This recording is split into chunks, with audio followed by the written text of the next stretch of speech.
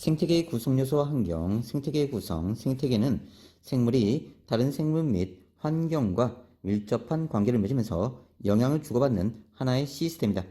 생물적 요인과 비생물적 요인이 상호작용하면서 생물들이 살아가는 하나의 시스템. 그러니까 생물적 요인도 있고 비생물적 요인도 있다는 뜻이야.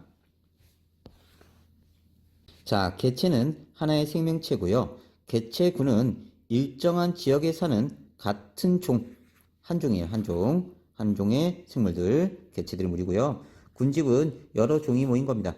같은 지역에 사는 여러 개체군의 무리, 생태계는 생물이 다른 생물 및 환경과 영향을 주고받는 시스템이다. 여기서 주의할 건 개체군은 하나의 종이다. 기억해 놓고요. 생태계 종류에는 열대우림, 산림, 초원, 갯벌, 사막, 연못, 공원, 어항도 생태계고요. 어항은 작은 생태계, 바다는 큰 생태계로 매우 다양하다. 산, 사막, 자연적으로 형성된 생태계고요. 텃밭, 공원, 저수지는 인위적 생태계다. 생태계 구성 요소, 생물적 요인과 비생물적 요인이 있다. 기억해 놓고요.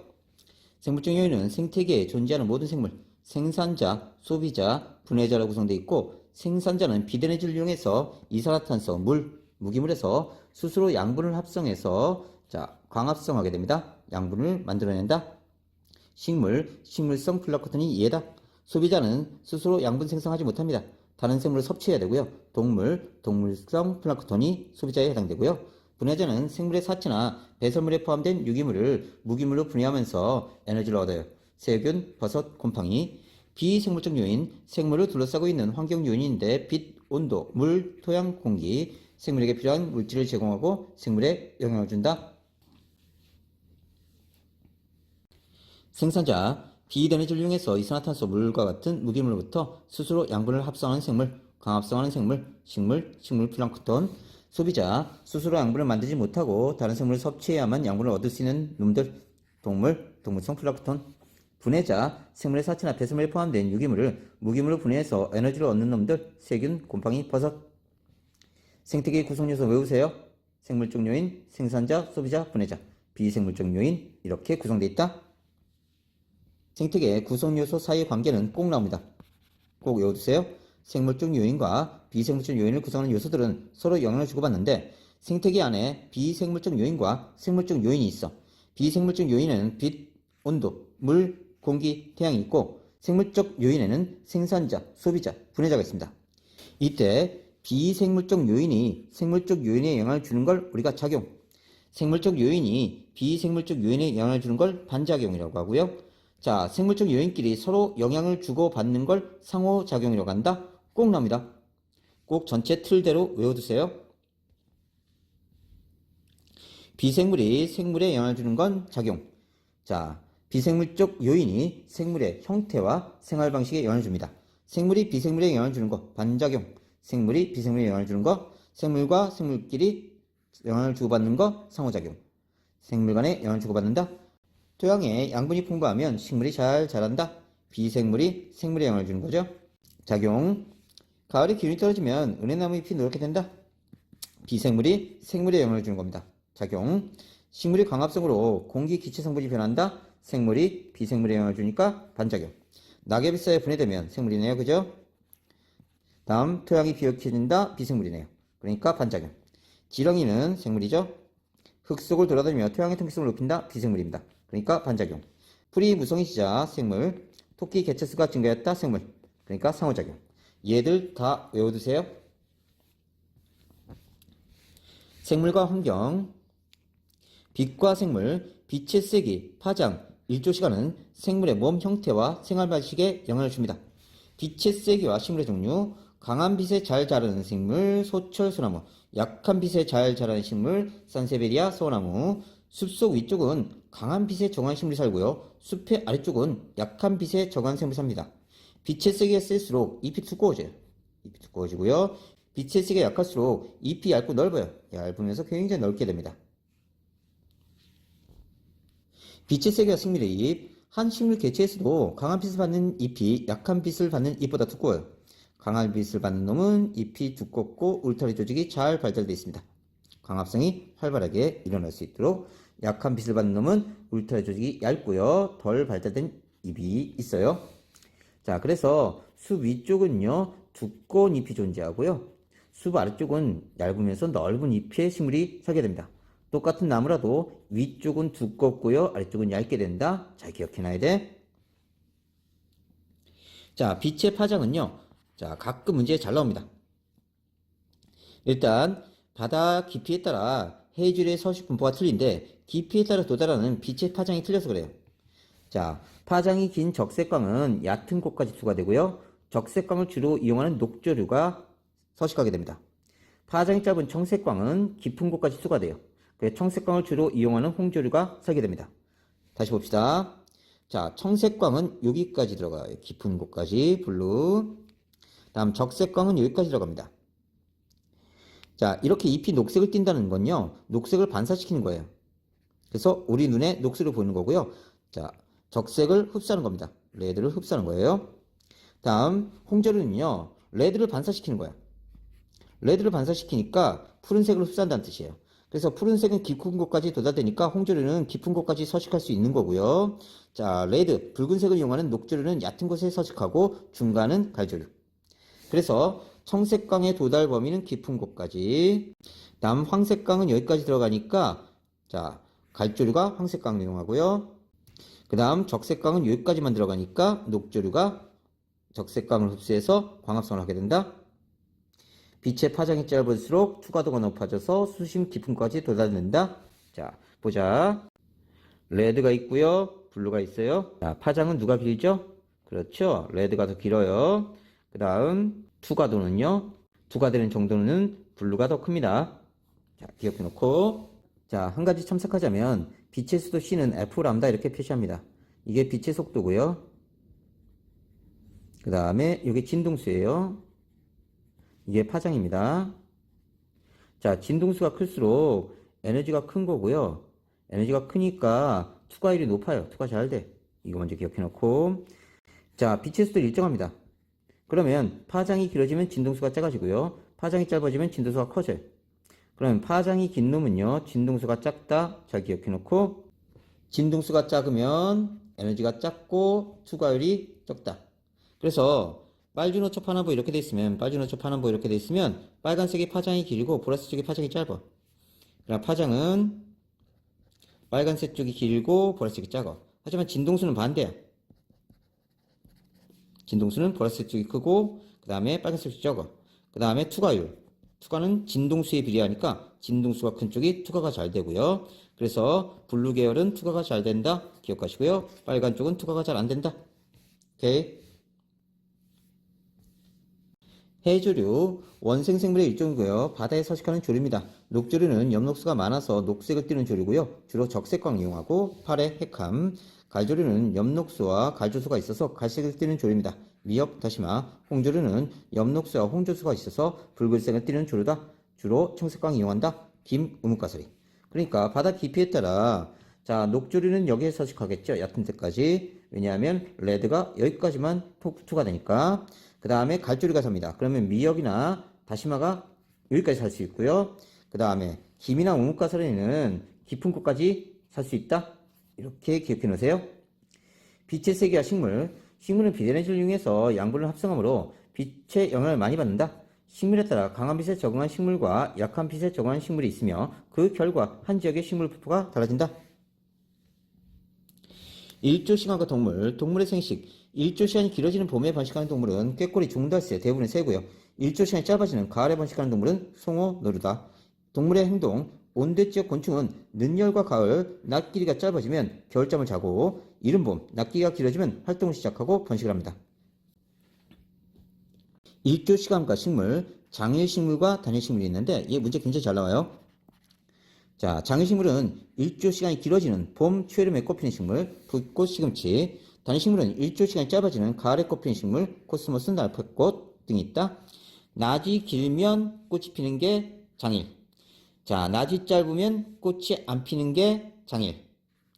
자, 낮이 길면 단일은 꽃 피지 않는다. 자, 낮이 짧으면 단일 꽃 핀다. 자, 이렇게 되는 것 같지만 실제 이 개화는 누구의 영향을 받냐면 밤의 영향을 받아. 자, 장일은 낮의 길이가 길어야 꽃피는 게 아니라 밤의 길이가 짧아야 돼. 단일은 낮의 길이가 짧아야 되는 게 아니라 밤의 길이가 길어야 돼. 똑같은 말 아닙니까? 다시 봅시다. 자, 단일식물. 낮이 길면 꽃이 안 펴요. 낮이 짧으면 꽃이 핍니다. 자, 이때 한계암기라는 개념이 있어. 한계암기. 그러니까 얘가 단일식물이 꽃 피려면 이 한계암기 시간보다 암기의 지속 시간이 더 길어야 돼. 훨씬 더. 근데 만약 중간에 빛을 비춰주면 한계암기 지속 시간보다 암기 지속 시간이 짧아져. 그러면 꽃이 안 펴. 그래서 암기 중간에 잠깐 빛을 비춰주면 단일식물은 꽃 안 핍니다. 한계암기보다 짧아져서. 다시 기억하자. 한계암기가 이만큼인데 중간에 빛을 비춰주면 이 정도밖에 암기 지속 시간이 안 된다고. 그래서 한계암기보다 암기 지속 시간이 짧으면 꽃이 안 펴. 장외식물은 한계암기보다 짧아야 꽃이 피는 거야. 그러니까 자, 한계암기보다 짧을 때 꽃이 펴. 근데 한계암기보다 길어지면 꽃이 안 펴. 근데 만일 중간에 빛을 비춰줘서 한계암기보다 지속시간이 짧아지면 꽃이 피는 거야. 좀 헷갈리지? 그래서 얘는 낮이 기준이 아니라 밤이 기준이다. 기억해놔. 식물은 지속적인 암기 길이에 영향을 받는다. 다시 정리하자. 자, 요만큼이 한계암기야. 자, 그러면 한계암기보다 지속시간이 더 길었다. 그러면 단일은 꽃이 펴. 장일은 꽃이 안 펴. 한계암기보다 지속시간이 짧았다. 단일은 꽃이 안 펴. 장일은 꽃이 펴. 자, 한계암기보다 긴데 중간에 빛을 비춰준 거야. 그러면 암기 지속시간이 한계암기보다 짧으면 단일 꽃이 안 펴. 저녁이 길더라도 단일은 꽃 핀다. 이렇게 이해해 주시면 됩니다. 온도와 생물. 온도는 생명체의 물질 대사에 영향을 줘요. 생물의 생명활동은 온도에 영향을 받습니다.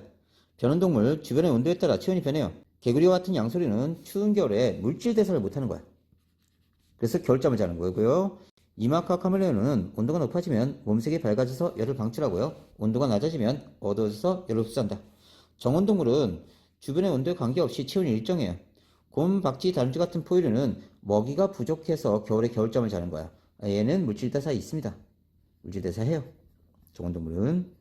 그래서 얘하고 큰 차이가 있죠. 기억해 놓고요. 기러기 같은 철새는 계절에 따라 적합한 온도의 장소로 이동하고요. 북극여우는 사막여우보다 몸집이 커. 말단부이 작아. 그래서 북극여우가 요만하다면 사막여우는 요만하죠. 그리고 얘는 말단부이가 커요. 이렇게 귀가. 얘는 말단부이 작습니다. 추운 지역에 사는 동물에서 털이 많고 피하 지방이 많고 몸크기가 커진다. 말단부이 작다. 체온 유지에 등치가 큰 게 더 유리해서 그렇고요. 얘는 체온 유지하게 열 발산을 많이 해야 되니까 말단부이가 커야 돼요. 자, 추운 곳에 북극여우는 귀가 작아요. 추운 곳에 체온 유지에 효과적이어서 그렇고요. 귀가 크면 자, 열 발산이 많아지고 동상 걸려 죽어요. 온대여우, 사막여우는 크네요. 귀가 그죠? 그래서 더운 곳에 열을 방출하는 데 효과적이다. 물질대사와 온도, 생물의 물질대사에 생식촉매인 효소가 관여합니다. 효소는 온도에 따라 활성이 달라져요. 그리고 고온에서 변성돼. 생물의 생명활동은 따라서 온도의 영향을 많이 받습니다. 변온동물의 겨울잠은요, 개구리가 스스로 체온 조절 못하니까 체온이 떨어져서 물질대사 못하니까 온도 변화가 적은 땅속에서 겨울잠을 자는 거고요. 정온동물은 곰이 먹이가 부족한 겨울에 활동을 줄여요. 에너지 소모를 줄이기 위해 겨울잠을 잔다. 얘는 물질대사 한다. 기억해 놓으세요. 물질대사 한다.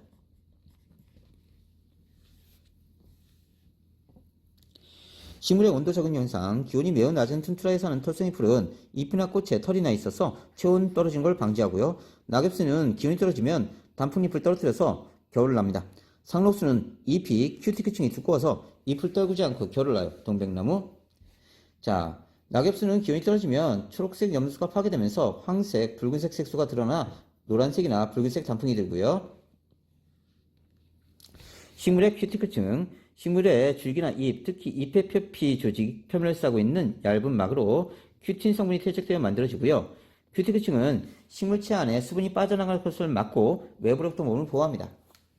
사철나무와 고무나무처럼 큐티클층이 두껍게 발달된 잎은 표면이 단단하고 유인하고요. 키틴질, 곤충류나 각각류의 외의 골격을 이루고 있는 물질로 내부의 연한사를 보호하고 수분이 증발되는 것을 막는다. 자, 식물은 큐티클층. 자, 곤충이나 각각류는 키틴질. 물과 생물, 물, 생명체의 구성성분 중 가장 많습니다. 생명주의 필수고요. 생물은 체내 수분을 유지하기 위해 다양하게 적응합니다. 동물의 적응, 육상에 사는 동물은 체내 수분 증발을 막고 수분 손실 최소화하기에 적응했어요. 수분 증발 방지, 곤충은 몸 표면이 키틴질, 아까 했죠? 키틴질 밖에 큐티클층, 식물에도 있지만 얘는 곤충에도 있네요. 파충류 몸 표면은 비늘로 덮여 있고요. 조류, 파충류 알이 단단한 껍질로 쌓여 있어서 물의 증발을 막아주는 겁니다. 수분 손실 최소화, 사막의 낙타는 땀을 잘 흘리지 않고요. 빠져나가는 수분량 줄여버립니다. 사막의 포유류는 농도 진한 오줌을 배설해. 그러니까 제흡수를 굉장히 많이 한다는 뜻이야. 물을 빠져나가는 수분량 줄여요. 식물의 적응, 서식하는 곳에 따라 몸 구조가 다르게 적응하는데 육상식물은 자 대부분 뿌리, 줄기, 잎이 잘 발달돼 있어. 은행나무, 민들레. 그래서 뿌리, 줄기, 잎이 발달돼 있고요. 수생식물은 물이 충분해. 관다발과 뿌리가 잘 발달될 필요가 없습니다. 대신 통기 조직이 발달돼 있어서 물 위에 떠서 살 수 있어. 그래서 연꽃, 수리연, 생이가리는 이렇게 떠서 뿌리 조금만 나 있어요. 건조한 지역 건생식물, 물을 저장하는 젖소식이 발달되어 있습니다. 선인장 등 일부 식물은 잎이 가시로 변해서 수분 손실 줄여버려요. 선인장 대표적인 예. 토양과 생물, 토양, 생물이 살아가는 터전을 제공하고요. 토양의 무기염류, 공기, 수분 함량은 생물에 영향을 줍니다. 지렁이, 두더지는 토양의 통기성을 높여줘서 산소가 필요한 미생물이 살아가기 좋은 환경을 만들어주고요. 미생물은 동물의 사체, 배설물을 분해해서 물질과 에너지를 순환시킵니다. 토양 속 공기의 양, 세균 서식에 영향을 주는데 호기성 세균은 좋아할 호자, 기체를 좋아한다 이렇게 연상하시면 돼요. 산소를 이용해 유기물을 분해하고요. 현기성, 혐오한다, 기체를 이렇게 연상하시면 됩니다. 산소 없이 유기물을 분해합니다. 공기가 많은 토양은 호기성 세균이 살기 적합하고요. 공기가 적으면 현기성 세균이. 다음 공기와 생물, 공기는 생물에 영향을 줍니다. 공기 중에 산소는 생물의 호흡에 이용되고 이산화탄소는 식물의 광합성에 이용돼요. 호흡과 광합성에 의해 공기 성분 변화가 일어나고요. 공기가 희박한 고산지 사람들은 평지 사람들에 비해 혈구 속에 적혈구 숫자가 많고요. 산소 운반 효율이 좋습니다. 산소가 부족한 환경에 적응한 거고요. 나무는 자신을 보호하는 사계물질을 분비하고 주변 공기성분이 변하게 됩니다. 인간과 생태계, 인간과 모든 생물은 환경과 상호작용하며 생존하게 됩니다. 인간도 생태계를 구성하는 구성원으로 다양한 생물로부터 생물자원을 얻으며 살아가므로 생물이 살고 있는 터전인 생태계를 보호하는 것은 인간 생존을 위해서도 중요하다.